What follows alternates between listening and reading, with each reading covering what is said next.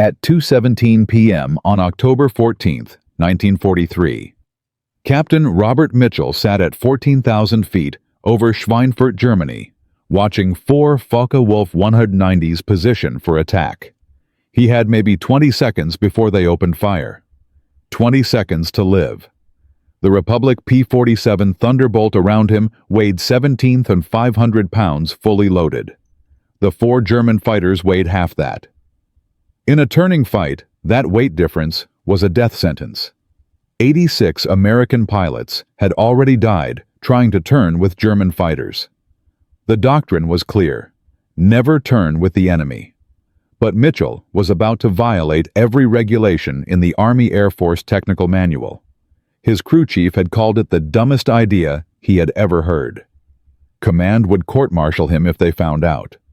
But 11 pilots from his squadron had died in 6 weeks, and following the rules had not saved any of them. Mitchell's right hand moved toward the flap lever. What happened next would change everything.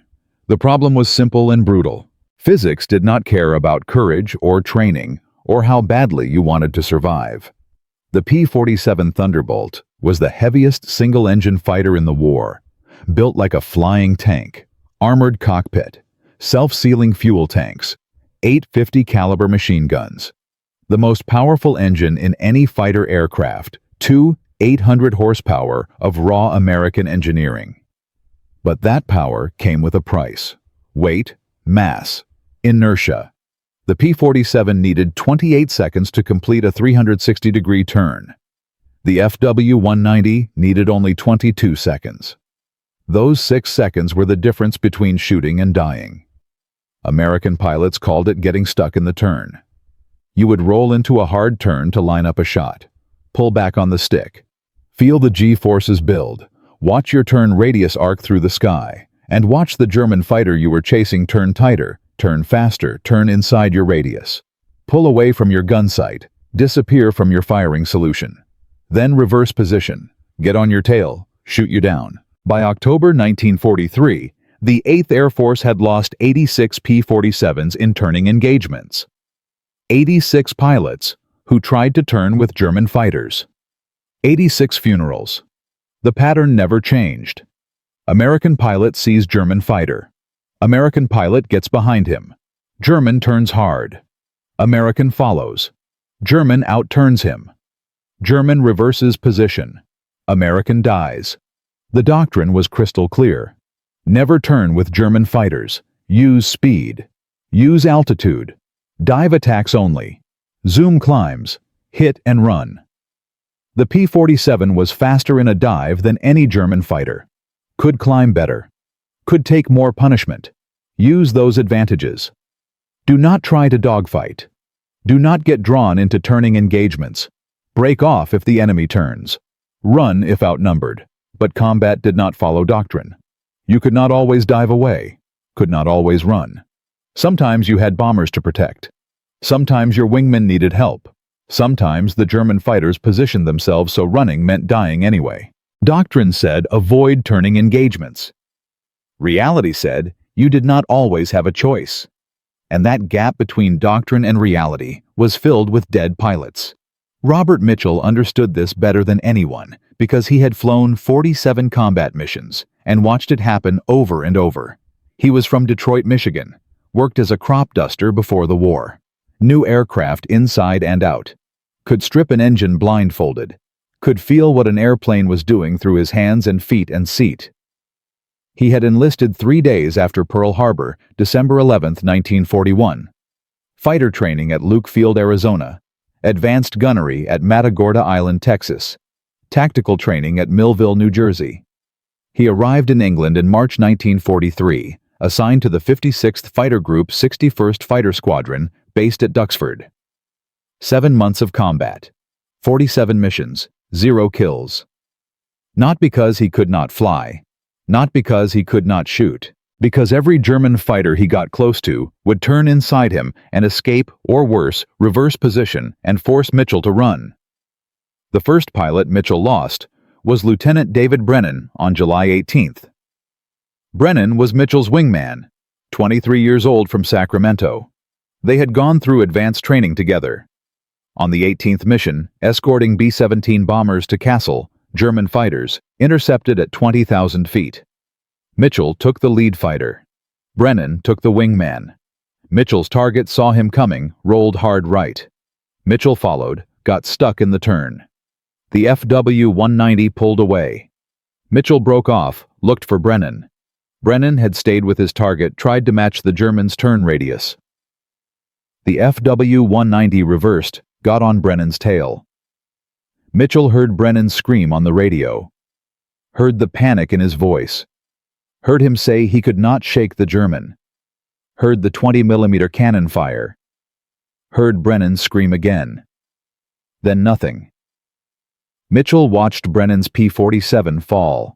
Watched it spin. Watched it burn. Brennan bailed out at 9,000 feet. His parachute did not open. Mitchell watched him fall all the way to the ground. When Mitchell landed at Duxford 90 minutes later, Brennan's bunk was already empty. Official cause of death, pilot error during defensive maneuvering. Then came Captain James Worthy on August 3rd, Lieutenant Thomas McKay on August 9th, Ensign Robert Chen on August 14th, Captain William Morrison on August 21st, Lieutenant Frank Calabrese on August 27th, Lieutenant Edward Hayes on September 2nd, Captain John Rodriguez on September 7th, Lieutenant Michael O'Brien on September 14th, Lieutenant David Walsh on September 23rd, Lieutenant James Parker on September 28th. 11 pilots in 6 weeks, all the same story, all caught in turning fights, all unable to match German maneuverability, all dead. Mitchell attended 11 funerals, watched 11 footlockers get packed, wrote 11 letters to families he had never met. Every letter said the same thing. Your son died bravely. Your husband served with honor. He will be remembered. But Mitchell never mentioned that they died because American doctrine did not work. Never mentioned that following the rules got you killed just as surely as breaking them. Then came October 11th, 1943. 3 days before Schweinfurt. Mitchell was on final approach to Duxford Airfield practicing emergency procedures. Full flaps deployed, landing gear down, descending through 1,500 feet at 160 miles per hour. Everything by the book. Then Lieutenant Bobby Henderson came screaming past him at 300 miles per hour with 50 feet of separation. Hotshot pilot showing off. Mitchell flinched. His instinctive reaction was to yank the stick hard left. Survival reflex. He forgot his flaps were fully deployed. What happened next changed everything. The P-47 whipped through the turn like nothing Mitchell had ever felt. The turn radius tightened dramatically, impossibly tight. The aircraft turned like a lightweight fighter instead of a 17,500-pound truck. Mitchell almost lost control, almost crashed, pulled out at 800 feet with his hands shaking and sweat running down his back. But he could not stop thinking about that turn. That evening, Mitchell sat on his bunk, replaying the maneuver in his head. Flaps created drag. Drag slowed the aircraft. Slower speed meant tighter turn radius. Basic aerodynamics. But flaps had a critical limitation. He pulled out his P-47 technical manual and turned to page 247. The warning was printed in bold letters. Warning. Flap deployment above 150 mpr may result in catastrophic structural failure. Do not deploy flaps during combat maneuvering. Maximum deployment speed, 150 mph. Exceeding maximum deployment speed may result in destruction of hydraulic actuators, loss of aircraft control, death of pilot. Every regulation said, do not do this. Every engineer who designed the P-47 said, do not do this. Every instructor who had trained Mitchell said, do not do this. But Mitchell kept thinking, what if you deployed them for just 2 seconds? Just long enough to tighten one turn, just long enough to get your gun sight on target, then retracted immediately before structural damage occurred. The next morning, Mitchell found his crew chief in the maintenance hangar, Master Sergeant Frank Kowalski from Pittsburgh, Pennsylvania. Best crew chief in the squadron. Mitchell explained his theory.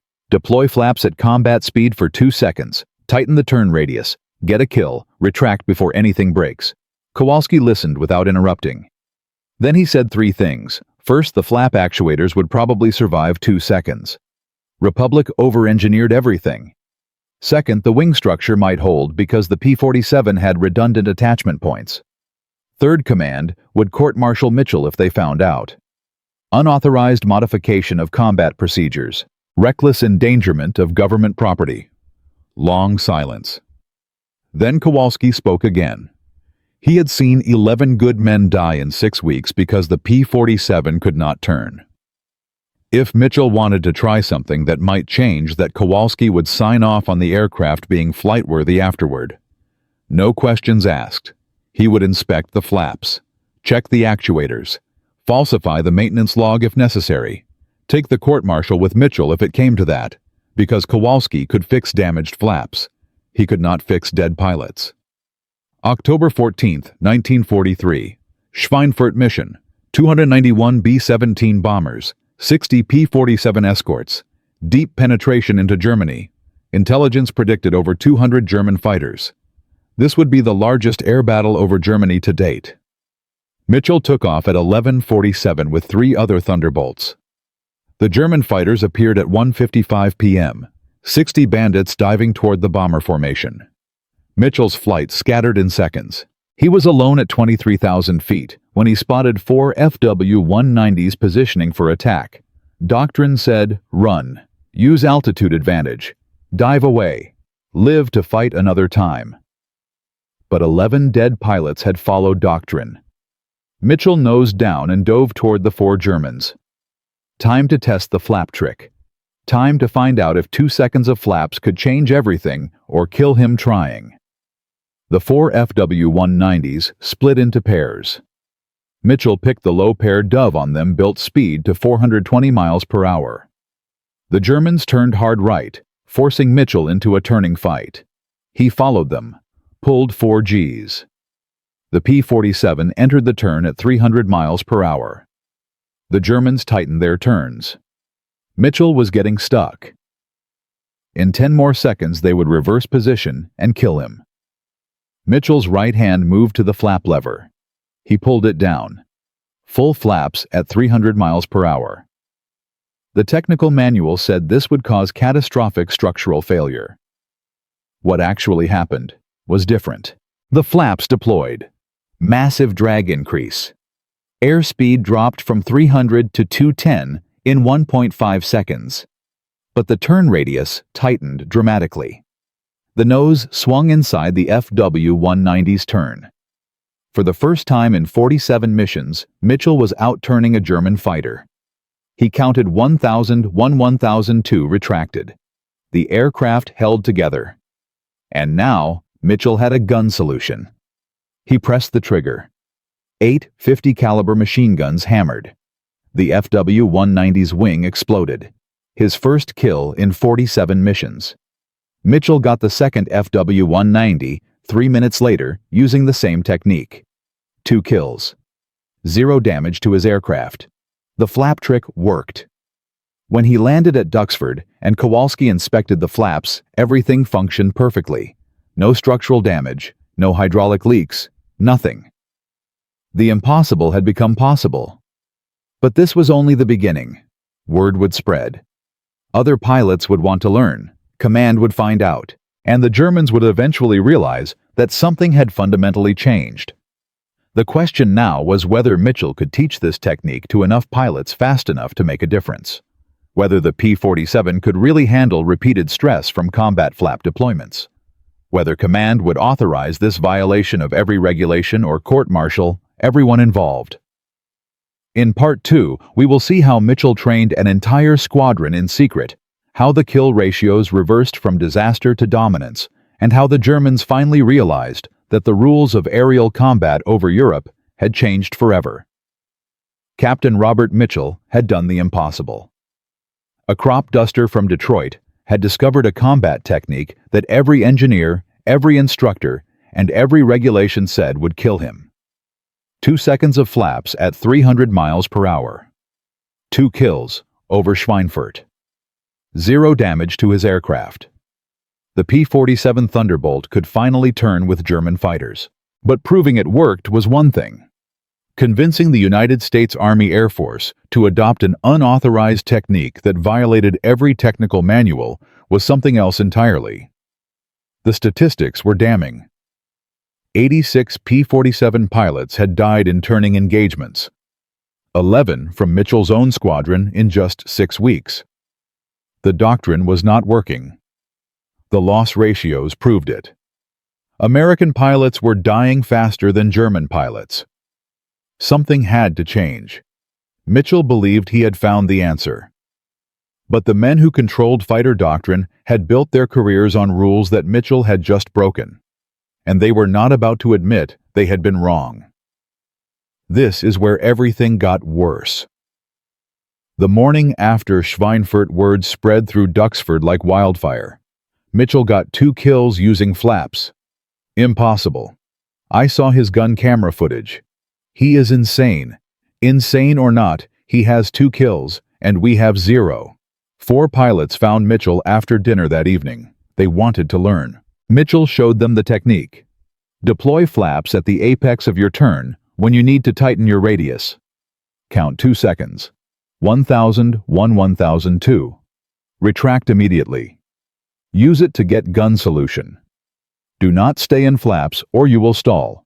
Do not deploy above 300 miles per hour or you risk structural damage. 2 seconds maximum. One pilot asked the obvious question. Command will never approve this. Mitchell looked at him. Command's approved doctrine got 11 pilots killed in 6 weeks. Maybe it is time to stop waiting for approval. But Command found out anyway. Captain Harold Wallace, squadron leader of the 61st Fighter Squadron, heard about Mitchell's kills within hours. Wallace was 34 years old, West Point graduate by-the-book officer. He had commanded the squadron for 8 months and lost 23 pilots. He knew the doctrine was not working. He also knew that unauthorized modifications to combat procedures could end careers. Wallace called Mitchell into his office the next morning. October 15th, 0800 hours. The office was small. Wooden desk, 2 chairs. Map of Germany on the wall with red pins marking where pilots had died. Wallace sat behind the desk. Mitchell stood at attention. You deployed flaps during combat maneuvering. Wallace said it as a statement, not a question. Affirmative, sir. That violates Republic Aviation Technical Specifications. Page 247 of the manual clearly states, flaps are not to be deployed above 150 miles per hour. It also kills German fighters, sir. Wallace stared at Mitchell for a long moment. Silence filled the room. Then Wallace spoke again. Show me. Tomorrow. Training flight. If it works, we teach it to the squadron. If it does not work, I ground you for unauthorized modifications and recommend court-martial. Do you understand? Mitchell understood. He had one chance to prove himself or lose everything. The demonstration flight launched at 0800 on October 16th. Mitchell took off with 3 volunteer pilots. Lieutenant Bobby Henderson, Lieutenant Thomas McKay, Lieutenant Richard Barnes. All 3 had watched friends die in turning fights. All 3 wanted something that worked. They climbed to 8,000 feet over the English countryside. Clear sky, calm wind, perfect conditions. Captain Wallace watched from the ground with binoculars. Mitchell keyed his radio. Watch my turn radius. He entered a hard turn to the right, pulled 4 Gs, standard combat turn. The 3 pilots followed in formation. Then Mitchell deployed his flaps. 2 seconds. The P-47's turn radius tightened visibly. The nose swung through the turn faster than any Thunderbolt should be able to turn. Mitchell retracted the flaps, leveled out. The 3 pilots had seen it happen, seen the impossible. Now it was their turn to try. Henderson went first, entered a hard left turn, deployed flaps. But Henderson held them too long. 3 seconds instead of 2. His airspeed dropped to 90 miles per hour, below stall speed. The stall warning horn screamed. The P-47 shuddered, started to spin. Henderson panicked, froze. Then training took over. He released back pressure, retracted flaps, slammed throttle forward. The aircraft recovered at 6,000 feet. Henderson's voice came over the radio shaking. Almost bought it there. Mitchell called back. 2 seconds maximum. Counted out loud. 1,000, 1,002, then retract. Do not stay in the flaps. Henderson tried again. This time he counted. The turn tightened. He maintained control, recovered smoothly. Holy hell, Henderson said. That actually works. McKay tried next. Perfect execution on first attempt. Barnes followed. Also successful. All 4 pilots returned to Duxford 40 minutes later. 0 incidents. 0 damage. Wallace was waiting on the flight line. He had watched everything through binoculars. Seen the P-47s tighten their turns. Seen something that should not be possible. That actually works, Wallace said. How did nobody figure this out before? Because nobody was desperate enough to try it, Mitchell replied. Wallace called the group commander immediately. Colonel Hubert Zemke, commanding officer of the 56th Fighter Group. Zemke was 29 years old. One of the most aggressive fighter commanders in the 8th Air Force. He had a reputation for results over regulations. When Wallace explained what he had seen, Zemke said he would be at Duxford by 1400 hours. Zemke arrived that afternoon and went directly to the intelligence section. He watched gun camera footage from Mitchell's October 14th mission 3 times. Watched Mitchell deploy flaps. Watched the turn radius change. Watched the kills. Then Zemke sat back and stared at the wall for 30 seconds. This violates Republic Aviation technical specifications, Zemke said. It also changes P-47 combat effectiveness, Mitchell replied. If the flaps fail during combat, the pilot dies.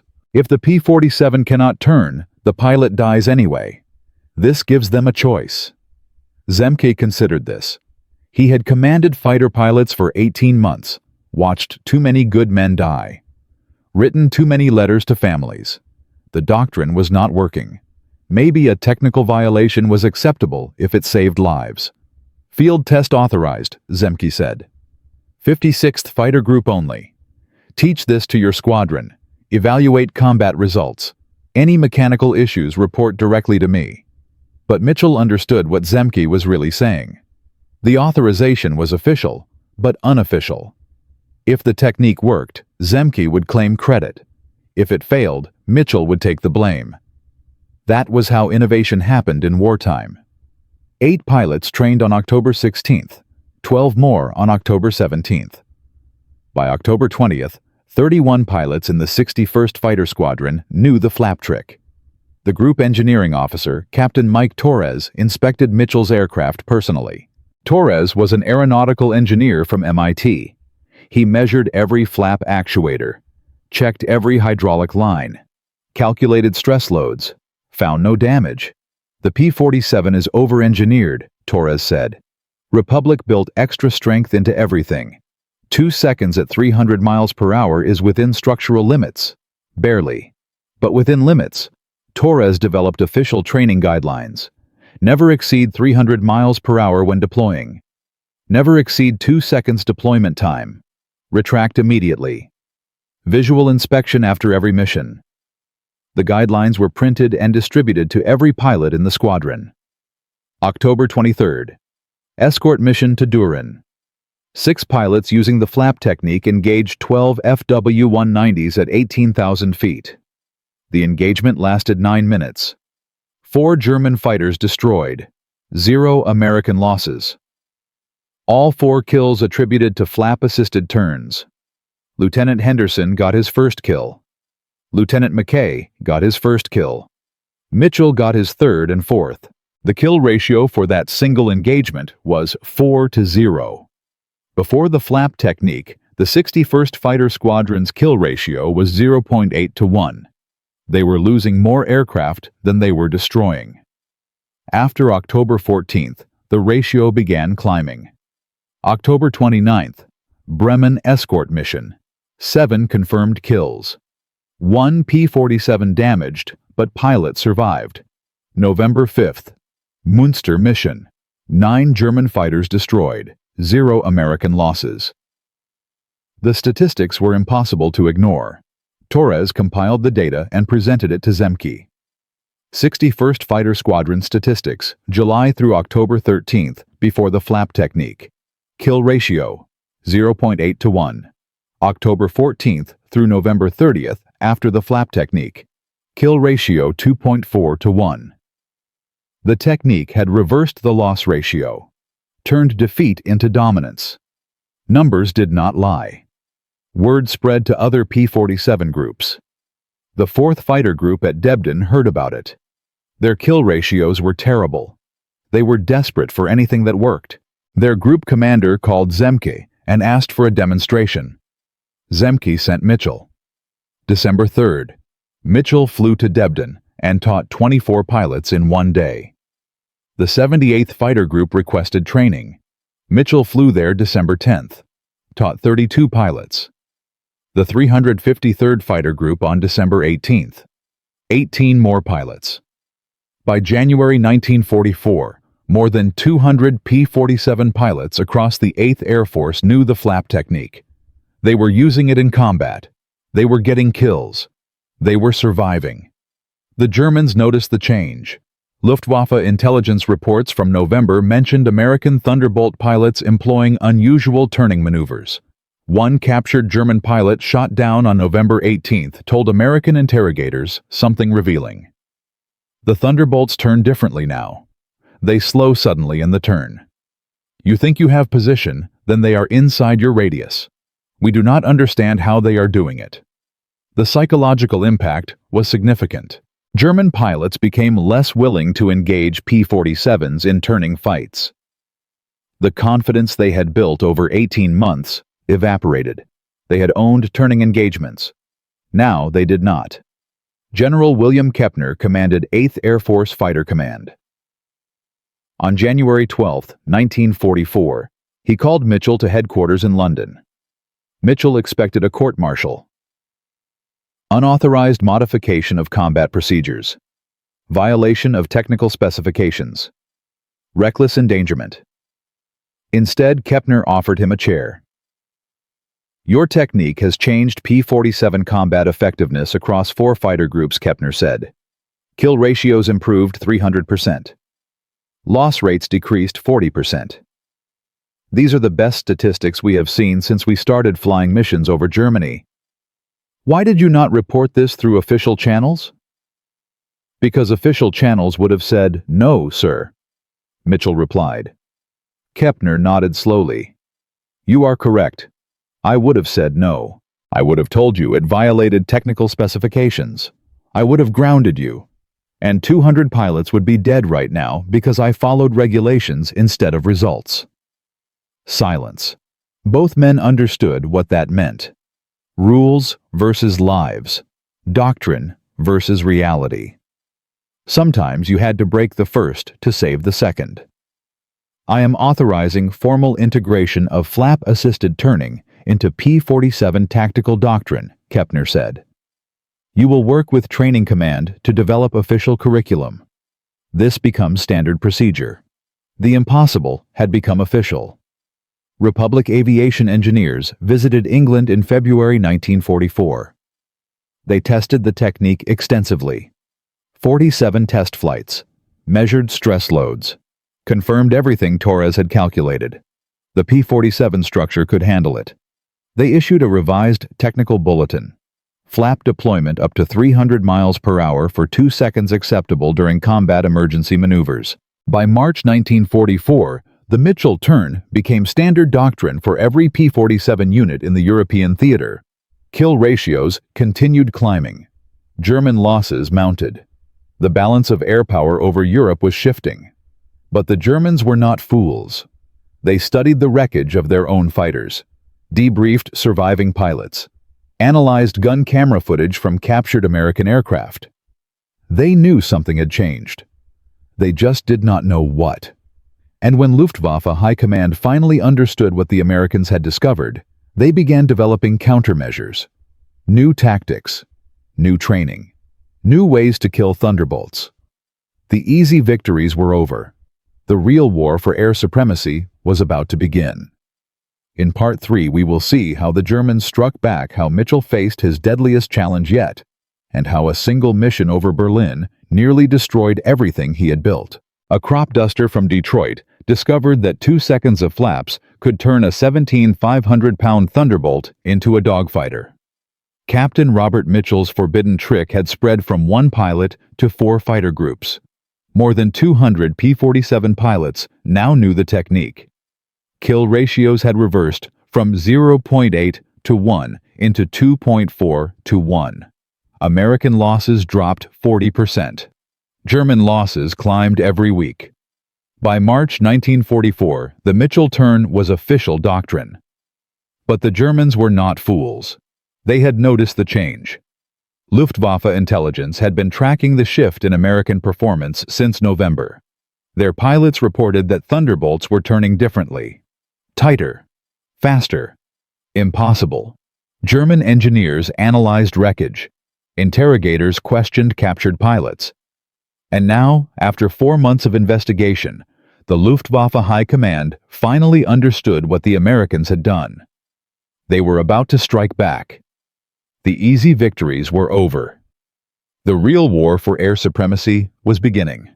The first sign of German adaptation came on March 6, 1944. Mission to Berlin, the deepest penetration yet into German airspace.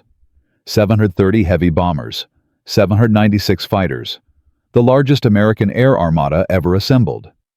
Mitchell flew with the 56th Fighter Group leading a flight of 8 Thunderbolts.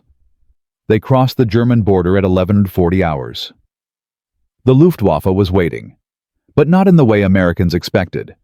Instead of the usual aggressive attacks, German fighters stayed at extreme range. They made high-speed slashing passes, dove through the bomber formation, fired quick bursts, then climbed away before American fighters could engage. They refused to turn, refused to get into dogfights.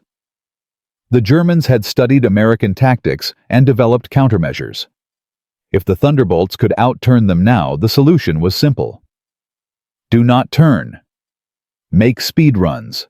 Use altitude. Hit and run. The exact tactics Americans had been forced to use before Mitchell's discovery. The irony was brutal. The Germans were now using American doctrine against Americans. The March 6th Berlin raid cost 69 bombers and 11 fighters.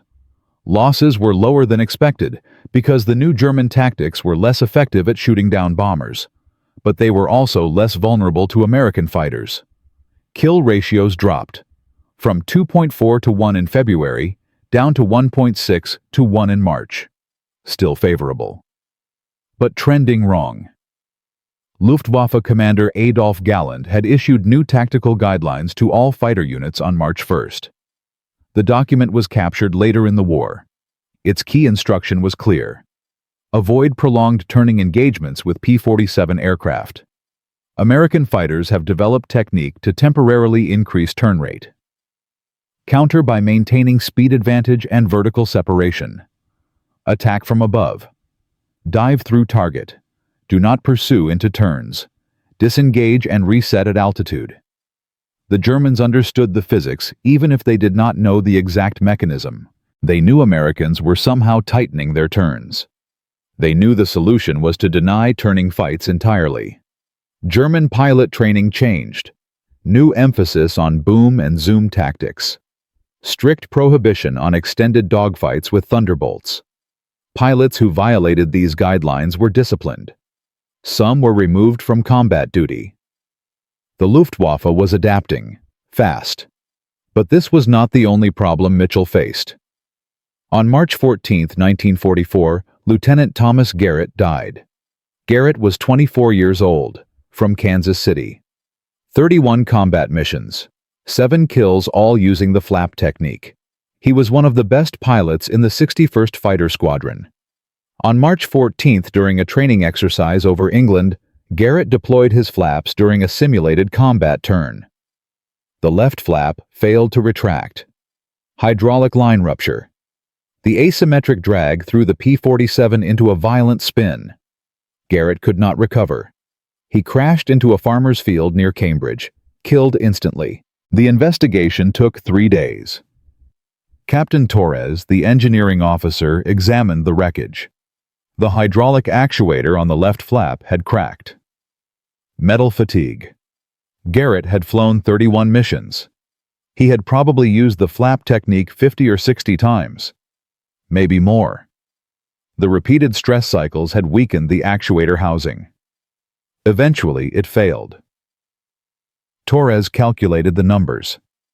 Based on stress analysis and metal fatigue curves, the flap actuators had a service life of approximately 80 to 100 combat deployments before failure risk increased significantly. Most pilots were approaching that threshold. Some had exceeded it. The technique that was saving lives could also kill pilots if the equipment was not maintained properly. Colonel Zemke called an emergency meeting. Mitchell attended. Torres presented his findings. The room was tense. "We have a maintenance problem," Torres said. "The flap actuators need regular inspection and replacement. Current maintenance schedules are inadequate for combat flap deployment. We need to inspect actuators every 20 missions, replace them every 40. "That triples our maintenance workload," Zemke said. "It keeps pilots alive," Torres replied. Zemke made the decision. New maintenance protocols effective immediately. Flap actuator inspection every 20 missions, replacement every 40. Any pilot reporting unusual flap behavior would be grounded until inspection complete. The protocols were distributed to all 4 P-47 groups using the technique. Garrett's death had exposed a weakness. But the response was fast. The maintenance changes prevented further fatigue failures. No other pilots died from actuator failure for the remainder of the war. The crisis was contained. But it was a reminder. The Mitchell turn was not magic, it was engineering. And engineering required discipline. Then came April 8, 1944, Brunswick mission. This single day would prove that the Mitchell turn was not just a tactical innovation. It was a strategic weapon. Brunswick was a major German industrial center. Aircraft factories. Tank assembly plants. Critical infrastructure. The target was heavily defended. Flak batteries ringed the city. 2 Luftwaffe fighter groups were stationed nearby. Intelligence predicted fierce resistance. The mission launched at 0600 hours. 420 B-17 bombers, 312 P-47 and P-51 fighters. Mitchell led a flight of 12 Thunderbolts from the 61st Fighter Squadron. Their assignment was close escort. Stay with the bombers. Protect them from German fighters. Do not chase glory. The bombers crossed into German airspace at 0945 hours. Flak started immediately. Black puffs of smoke around the bomber formations. 1 B-17 took a direct hit. Exploded. No parachutes. The fighters held position. Scanning the sky. Waiting. The Germans came at 10:17 hours. 40-plus fighters. Mixture of FW-90s and BF-109s. They came from the east. High. 32,000 feet. The sun behind them. Classic attack position. The lead German formation dove toward the bombers. Standard/attack. High speed. 1 pass. Then climb away. But this time, there were more Germans. Too many for a simple hit and run. The Luftwaffe had concentrated forces. They were going to press the attack. Mitchell called it on the radio. All Stinger elements engage. Protect the bombers. The 12 P-47s broke formation, split into pairs, dove toward the attacking Germans. Mitchell picked an FW-190 that was lining up on a B-17. The German was focused on his target. Did not see Mitchell coming. Mitchell closed to 300 yards. Fired a 3-second burst. The FW-190 exploded. First kill of the day. Mitchell pulled up, scanned. Chaos everywhere. Fighters and bombers mixing in a swirling 3-dimensional battle. Tracers crossing the sky. Smoke trails. Parachutes. The radio was a wall of noise. Bandits 3 o'clock high. I am hit. Break right. Watch your 6. A BF-109 dropped onto Mitchell's tail. He saw the tracers flash past his canopy. Close. Too close. Mitchell broke hard left. The German followed. This was the test. The new German tactics said, do not pursue into turns. But this pilot was aggressive, experienced. He thought he could stay with Mitchell. He was wrong. Mitchell deployed flaps, 1001, 1002. Retracted. The P-47 whipped through the turn. Mitchell's nose came around inside the German's radius. The Bf-109 was suddenly ahead of him, not behind. Mitchell fired. 50 caliber rounds walked across the Messerschmitt's engine cowling. Smoke. Fire. The German pilot bailed out at 18,000 feet. Second kill. Mitchell climbed back toward the bombers. Two of his pilots were engaged with three FW-190s, Lieutenant Henderson and Lieutenant Barnes, both using the flap technique. Henderson got one. Barnes got one. The third German ran east, did not want to fight anymore.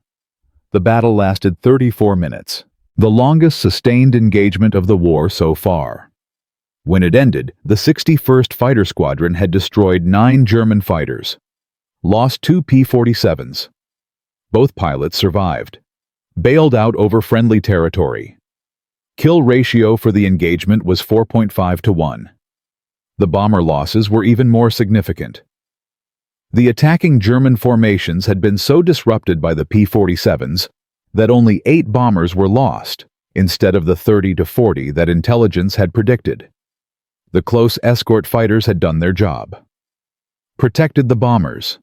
Killed Germans. The Mitchell turn had proven itself not just in individual dogfights, but in large-scale strategic operations. Back at Duxford that evening, the debriefings lasted until midnight. Every pilot had a story. Every engagement had lessons. Mitchell sat in the intelligence room reviewing gun camera footage. 9 kills confirmed. 0 friendly losses to enemy action. The numbers were extraordinary. Colonel Zemke arrived at 2200 hours. Watched the footage with Mitchell. This is what changes wars, Zemke said. Not one battle. Patterns. Consistent advantage across dozens of engagements. You have given us that advantage. Mitchell did not feel like celebrating. 2 pilots had gone down. Even though they survived, they could have died. Every mission was a dice roll. Every technique, every tactic only shifted the odds. It did not eliminate risk, but shifting odds saved lives. Enough missions with better odds meant more pilots coming home. The Brunswick mission became a turning point in how the 8th Air Force viewed fighter doctrine. Kill ratios across all P-47 groups had climbed to 3.1 to 1 by the end of April.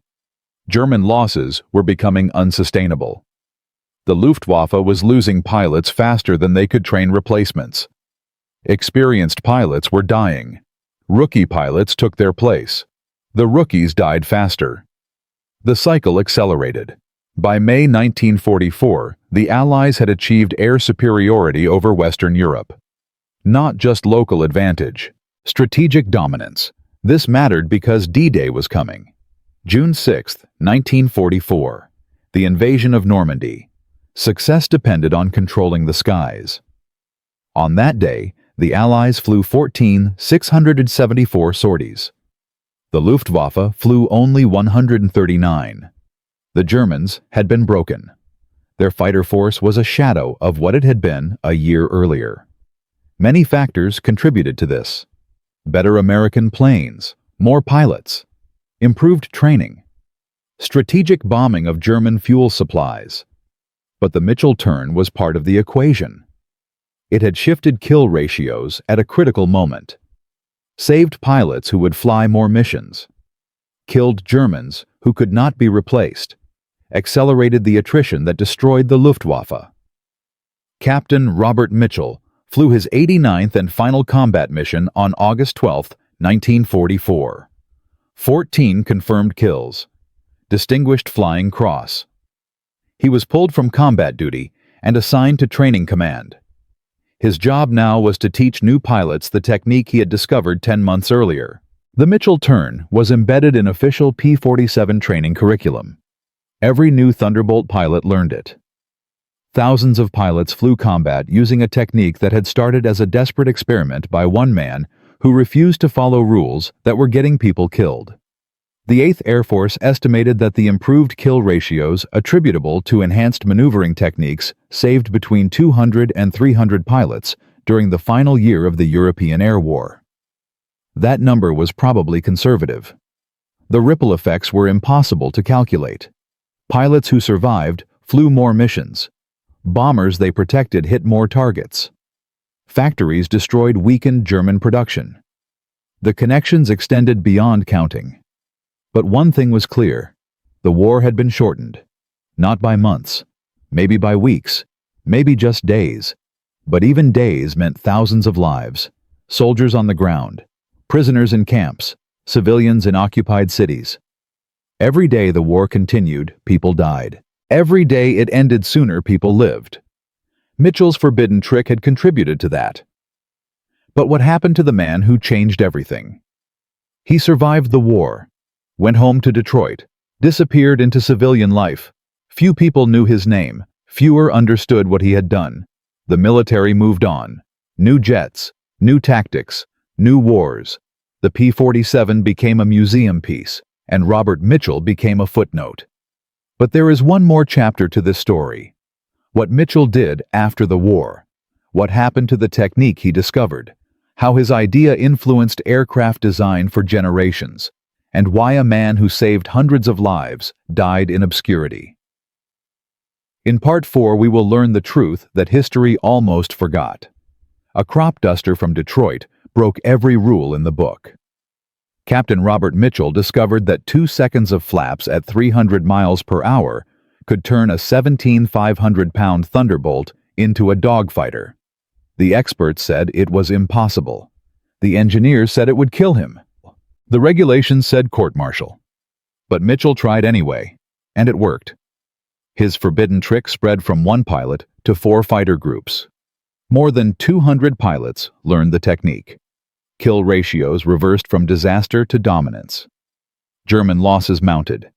American pilots came home.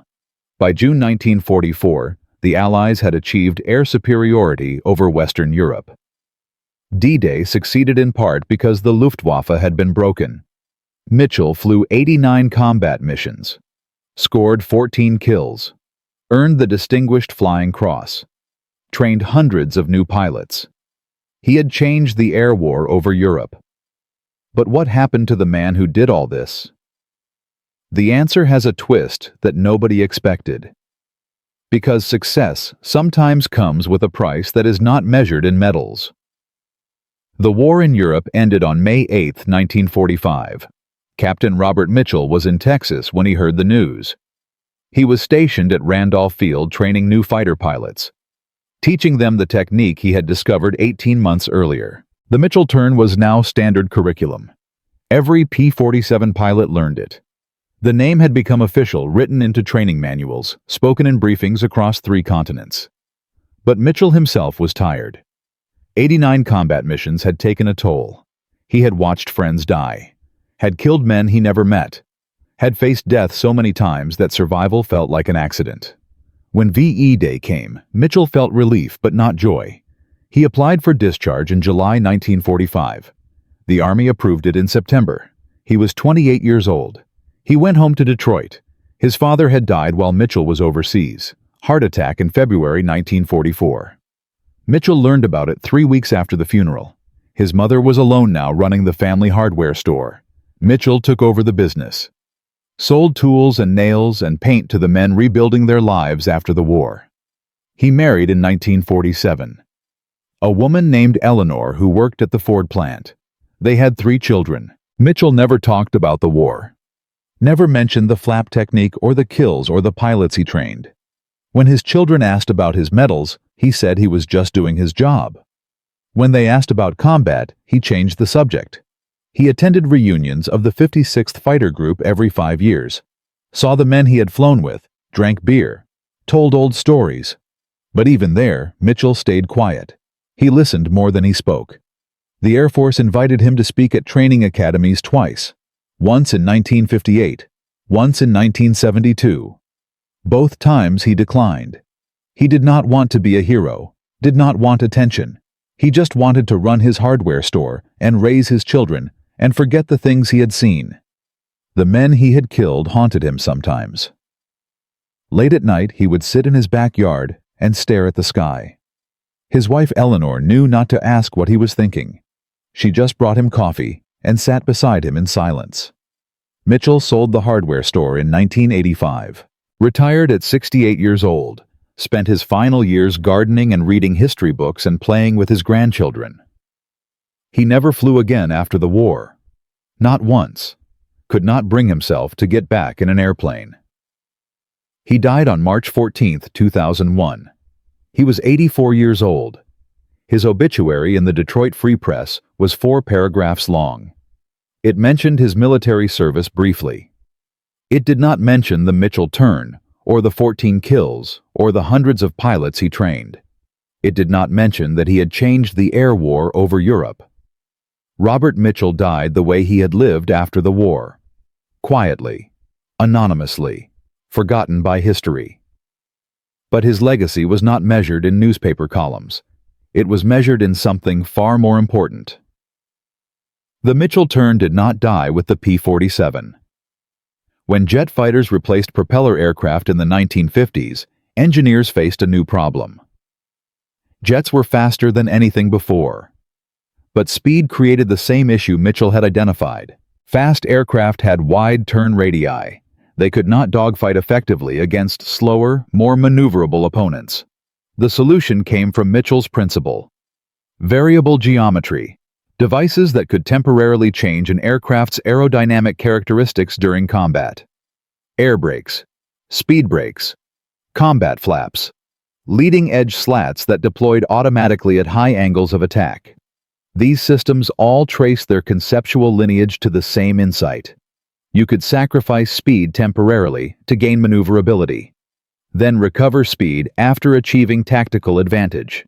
The F-86 Sabre in Korea used leading-edge slats for exactly this purpose. The slats deployed automatically during hard turns, increasing lift-tightening turn radius.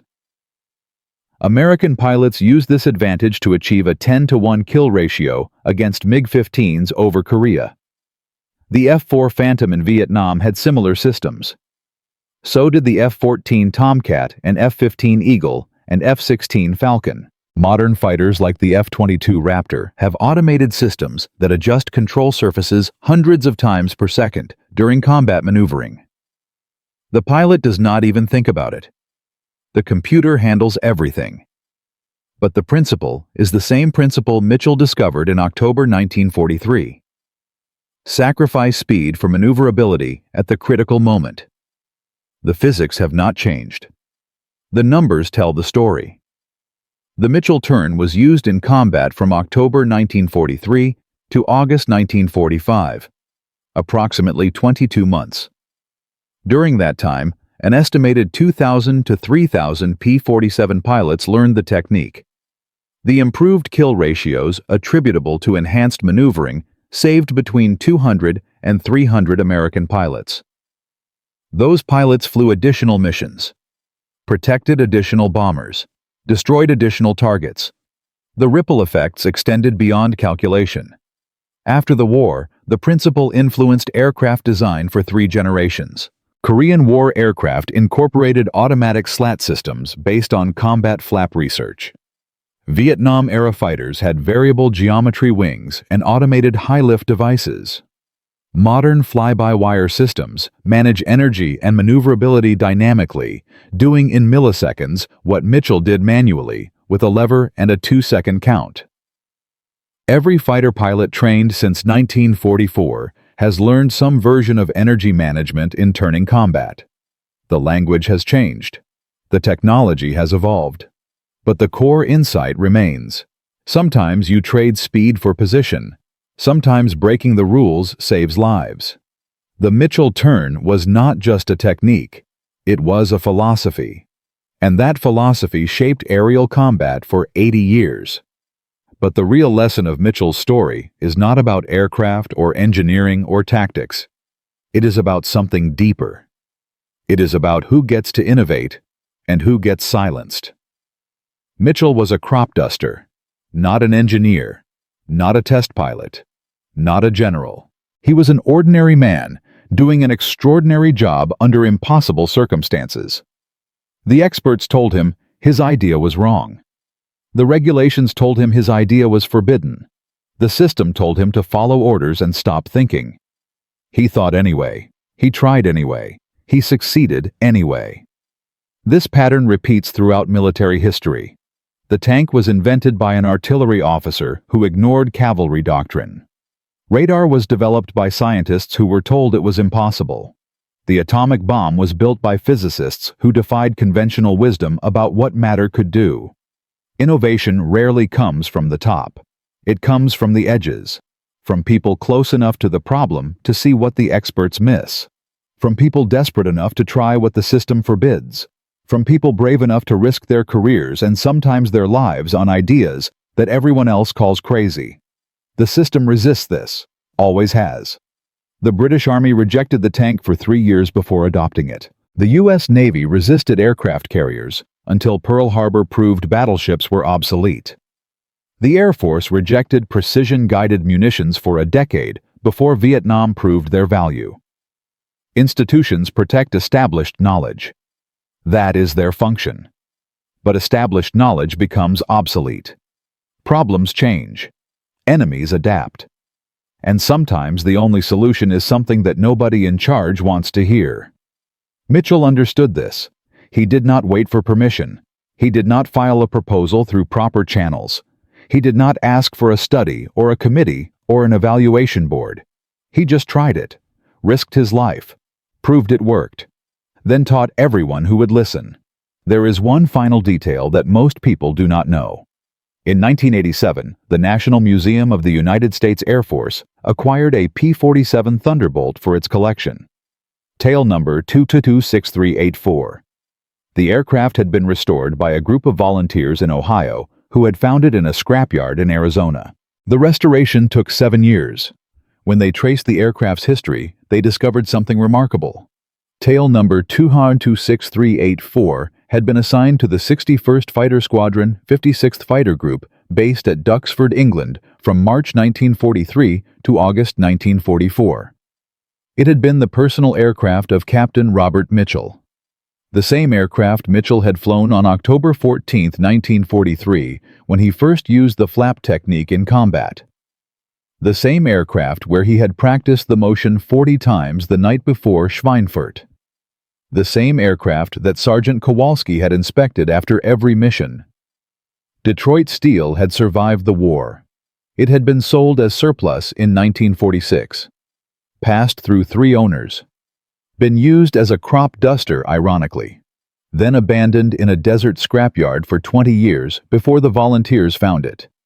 The museum contacted Mitchell in 1988. Asked if he would attend the dedication ceremony. Mitchell declined.